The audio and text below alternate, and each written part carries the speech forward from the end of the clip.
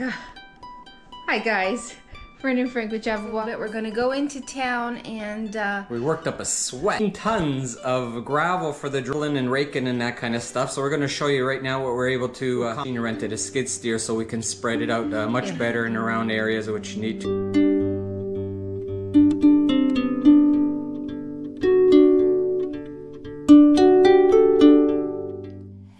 Well, we've been busy.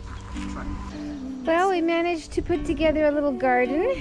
We need a little bit more along. We're going to add a few more patios. And actually the shed is bigger than what we thought. 16 by 12 is pretty. We still have to do here some fascia and faucets. The shed, so it's not too bad. Frank, they use a lot here. These been uncovering our pond and trying to find that, and another load of gravel because we had to shore up the shed.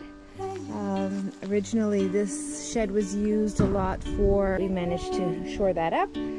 We cleaned out here. Like Frank said, he's renting a skid steer. So a machine does a lot of work. So having all sorts of little creatures in there, this is not the right time for what you would call it. But so we will tackle that and try to create some sort of grading so that the water, so that when the pond is over full, there is already. I miss you.